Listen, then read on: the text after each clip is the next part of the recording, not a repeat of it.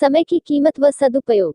एक बार की बात है, स्वामी विवेकानंद जी को एक नदी पार करनी थी और वे उस नदी किनारे खड़े हो गए। तभी उनके पास एक साधु आता है और उनसे पूछता है कि क्या आप ही स्वामी विवेकानंद जी हैं? उन्होंने जवाब दिया, हाँ मैं ही स्वामी विवेकानंद हूँ। तो उस साधु ने उनसे पूछा कि आप इस नदी किनारे क्या कर रहे हो? तो स्वामी विवेकानंद जी ने जवाब दिया, मुझे इस नदी को पार करना है और मैं एक नाव का इंतजार कर रहा हूँ। तो साधु ने उनसे कहा कि आप इतने बड़े इंसान हो और बहुत सारे लोग आपको अपनी प्रेरणा का स्रोत मानते हैं, लेकिन आप इस एक मामूली सी नदी को पार नहीं कर सकते। तो चलो मैं आपको इस नदी को पार करके दिखाता हूँ।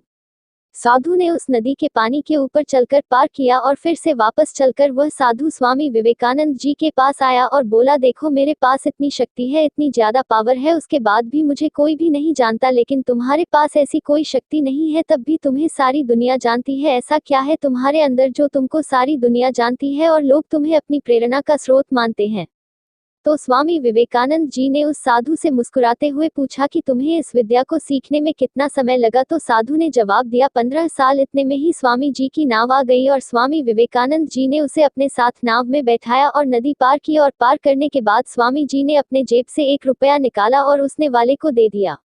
यानी कि दोनों के 50-50 पैसे हुए थे। स्वामी जी ने उस ना वाले को 1 रुपया दे दिया।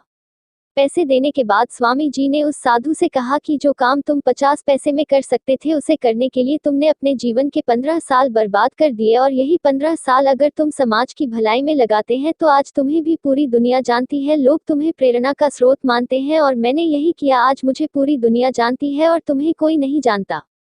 विवेकानंद जी ने उस्तादों से कहा कि तुम्हारे जैसे कई सारे लोग ऐसी चीजों में अपने कई दिन कई साल बर्बाद कर देते हैं जिनका उनके जिंदगी में कोई मतलब नहीं होता।